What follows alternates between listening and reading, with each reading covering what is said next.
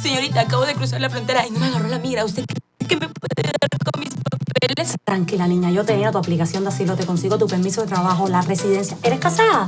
Yo te caso. ¿Hiciste los taxes? Me vas a firmar aquí. Ahí. No ponga su futuro en manos de inexpertos. Mi equipo de abogados licenciados en inmigración y yo abogaremos por sus derechos e intentaremos ayudarlo a alcanzar el sueño americano. ¿Sabes que tu auto es una de las mayores inversiones que harás en tu vida? No importa si es nuevo o es usado. ¿Sabes qué cobertura tienes para protegerlo? ¿Sabes cuánto pagas por cuya cobertura? ¿Conoces a tu agente de seguros? Opportunity Insurance está aquí para contestarle todas sus preguntas. Bienvenidos. Para ayudarle a escoger su mejor opción según sus posibilidades. Y recuerde, Opportunity Insurance, la oportunidad de andar por la vida asegurado. Regresamos con Agárrate y quiero recordarte que si tienes una cartera de diseñador por ahí en tu closet que no utilices, que ya no te gusta, eso se puede convertir en dinero en efectivo si te comunicas con Maru Consign. Ellos van a certificar el origen de la cartera, que realmente sea de diseñador, y van a negociar contigo. También si tienes un reloj marca Rolex, a lo mejor lo que quieres es tener una buena cartera de diseñador o tener un reloj marca Rolex, pues si visitas la página web de Maru Consign, ahí vas a ver bellezas en carteras de diseñador y también en relojes marca Rolex. Las carteras de diseñador y los relojes tienen su origen certificado, están en perfecto estado y sobre todo a muy buen precio. Te los van a enviar a cualquier parte del mundo excepto a Asia. Bueno, y ya Calogero, finalmente, Calogero Tramonte se reincorporó, ya está trabajando, así que si quieres hacerte ese cambio de look, el tinte, cambiarte el color, el peinado, el corte, etcétera. Bueno, comunícate a través de su página web con Calogero. Su página web es turred.com, a través de su aplicación que también es Turred. Haz la cita y trata de ser puntual porque en el local de Turred se está respetando todo lo necesario para evitar el contagio del COVID-19, que ahora nos damos cuenta que hay que seguirse cuidando.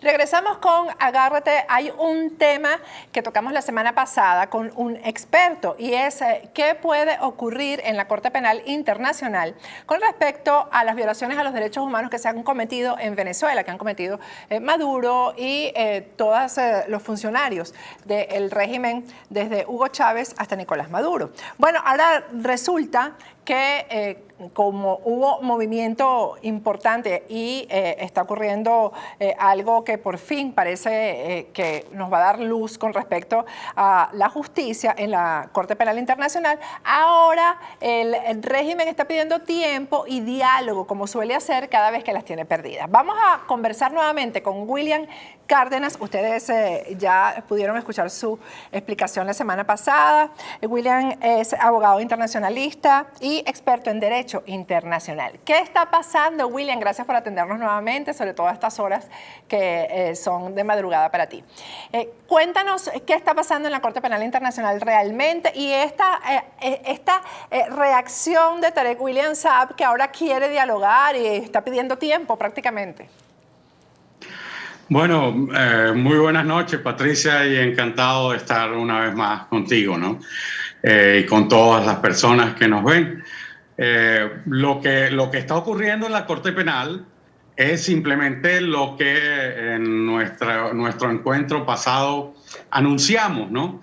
La Sala de Cuestiones Preliminares atendió el pedimento del el nuevo fiscal de la Corte Penal Internacional, señor Karim Khan, para que se le pudiera poner un límite a toda esta táctica dilatoria que estaba ejerciendo el fiscal del gobierno de Venezuela, Tarek William Saab, ante la Corte Penal Internacional para tratar, como efectivamente señala, para tratar de obstruir y retardar procesalmente el posible inicio de una investigación. La Sala de Cuestiones Preliminares había fijado 2 fechas límite el 21 de julio para el fiscal venezolano y el 23 de julio para el fiscal de la Corte Penal Internacional, a fin de que presentaran sus informes en relación a la incidencia previa que había formulado el fiscal Tarek William Saab.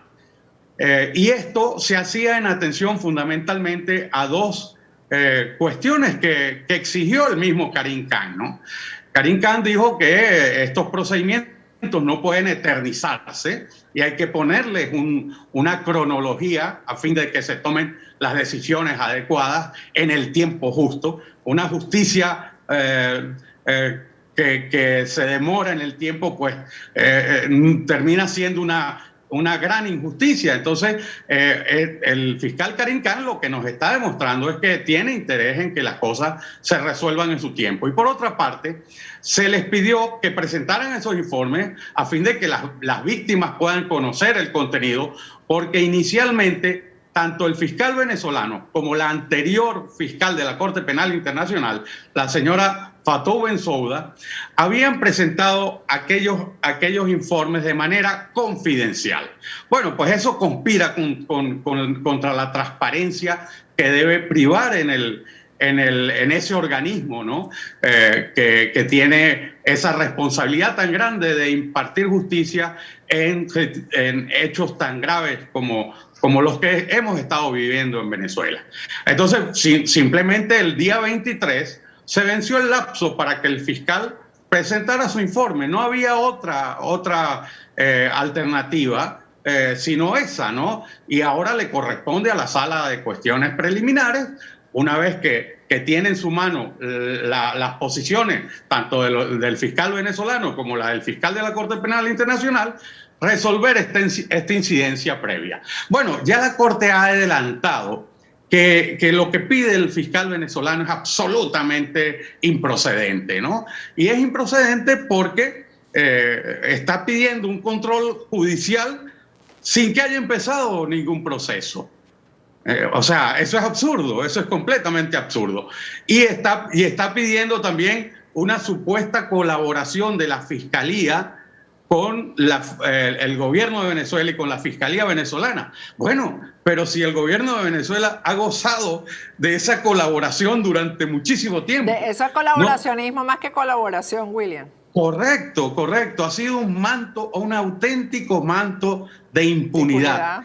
El que ha protegido a estas personas que ahora se ven apremiadas porque se están dando cuenta de que el tiempo se acelera y es probable que tengan que rendir cuentas ante la Corte Penal Internacional.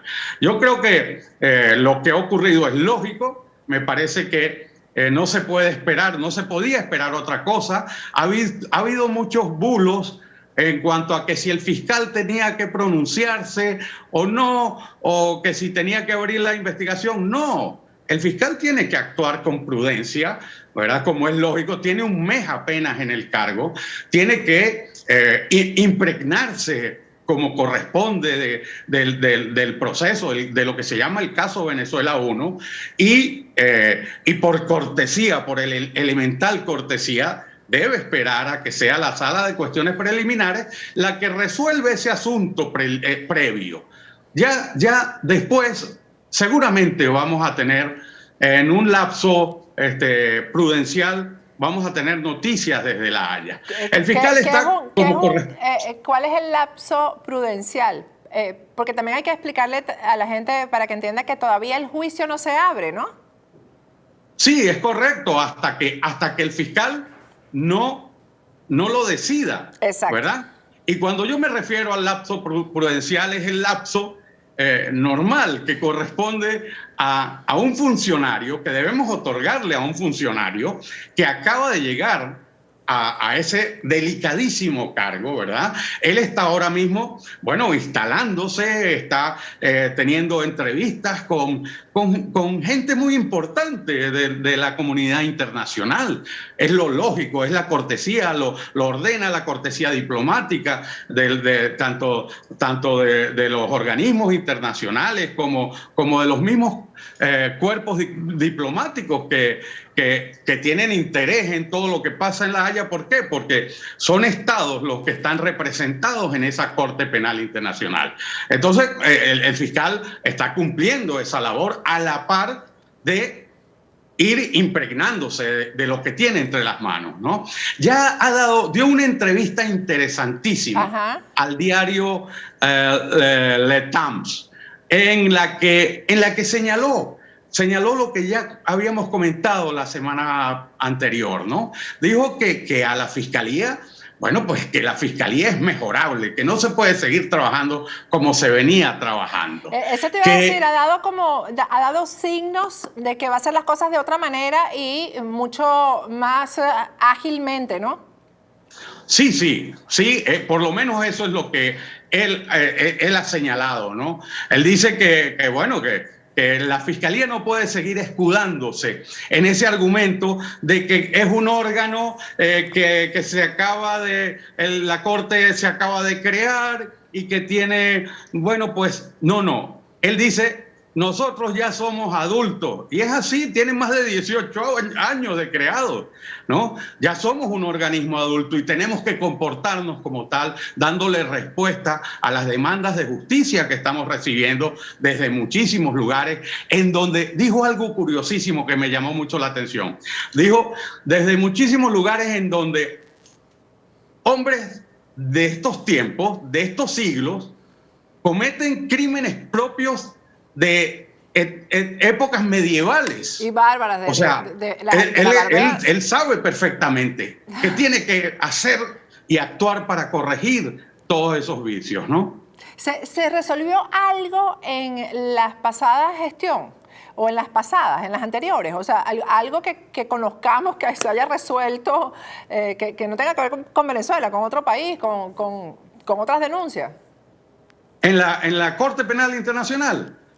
Sí, ha habido, aunque todo el mundo pues se queja del balance tan precario que han dejado esos dos fiscales, Luis Moreno Ocampo y Fatou Bensouda, que pasaron, ellos cubren unos periodos de 9 años y entre los dos sumaron 18 años en los que realmente el rendimiento fue muy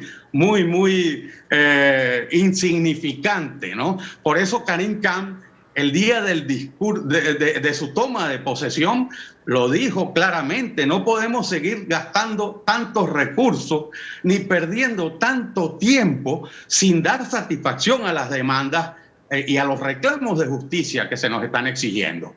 Ha habido, por supuesto, condena a Charles Taylor, por ejemplo. Te puedo señalar, Charles Taylor, por los crímenes de Sierra Leona, lo condenaron a 50 años de cárcel, ¿no?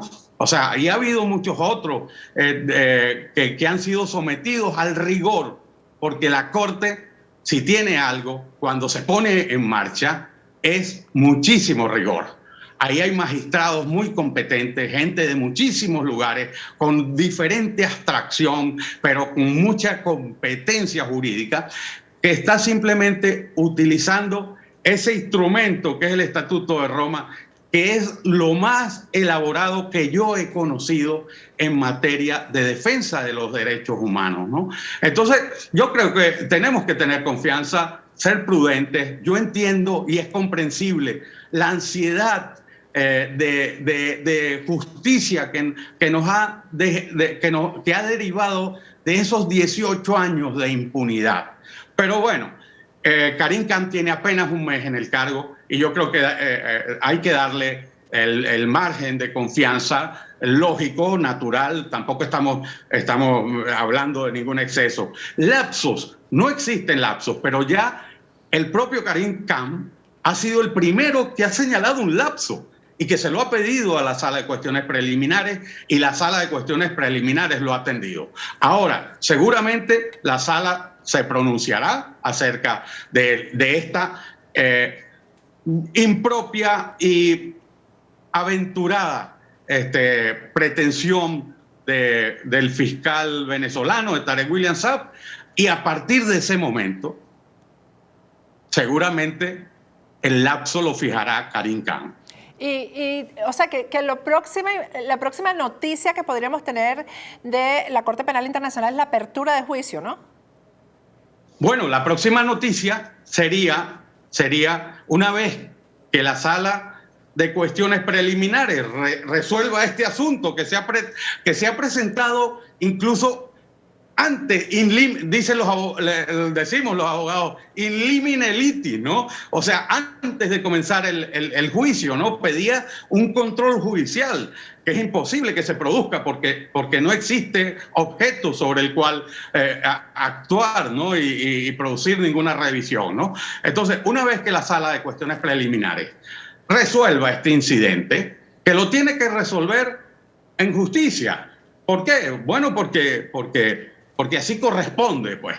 Entonces, una vez que se produzca eso, ya el paso siguiente va a tener que ver ya seguramente con una decisión del fiscal de la Corte Penal Internacional, del señor Karim Khan. Y sabemos que existen fundados indicios, y no solo indicios, gravísimas pruebas de que en Venezuela se han cometido crímenes de lesa humanidad. Entonces, yo creo que si las cosas se producen como más o menos actuando en justicia corresponde, los venezolanos podremos encontrar un camino alternativo.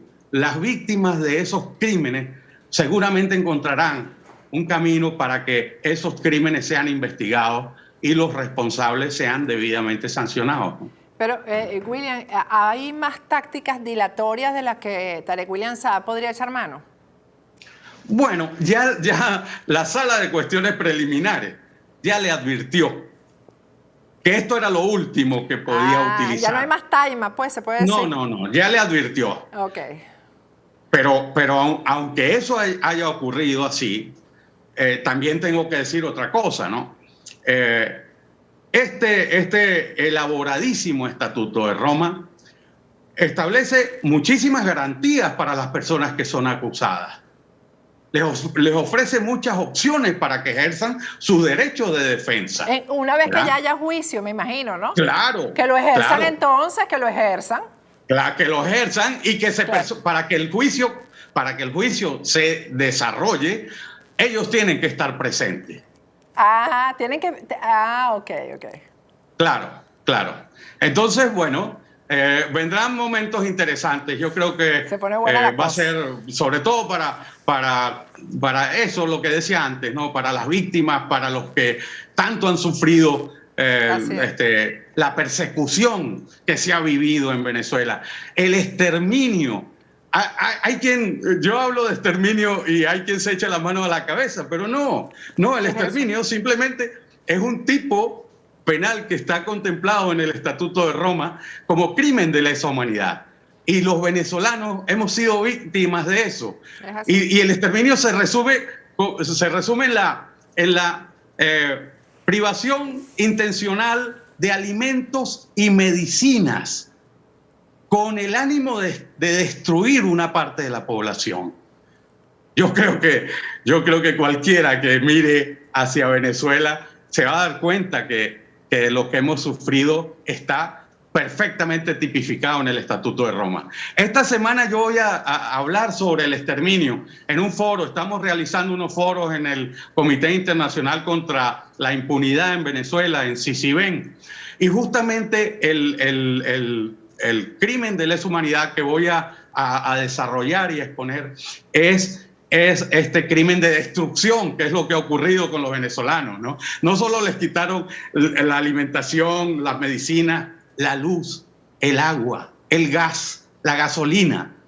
O sea, crearon unas condiciones de vida absolutamente insostenibles, ¿no? Que han causado numerosas víctimas. Y ese es un daño que tiene que ser a esas víctimas, revisado, ¿no? Hay que sumarles también las víctimas, los migrantes que yo comentaba el jueves pasado en el último programa de la semana pasada, William, la cantidad de venezolanos que mueren todos los días atropellados porque se los llevan por delante en diferentes países, o sea, los que se dedican al delivery en las motos, cómo se los llevan por delante, los femicidios que ha habido en países como contra venezolanas, en países como Perú, como Ecuador. Hay que sumarle todo eso porque esa tragedia, toda esa tragedia deriva precisamente de lo que está pasando en Venezuela.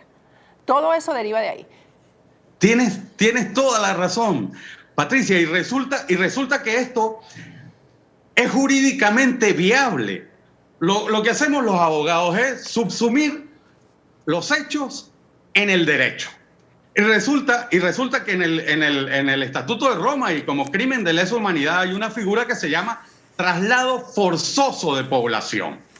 Bueno, en Venezuela ha ocurrido, por supuesto, un traslado forzoso de población. La destrucción de esa parte de la sociedad venezolana no solo se ha traducido en muertes, se ha traducido también en la huida que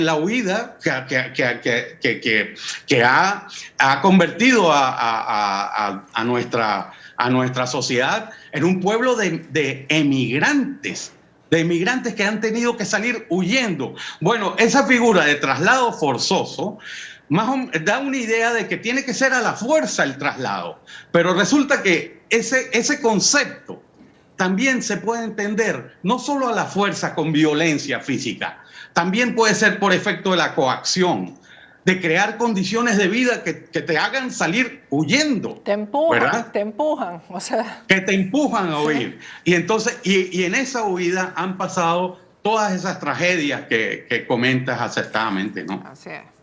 Bueno, William, muchísimas gracias y bueno, seguimos en contacto permanente porque esto se pone bueno. Por supuesto, cómo no, con mucho gusto, Patricia. Bueno, vamos a ir a un corte y al regreso seguimos con Agárrate.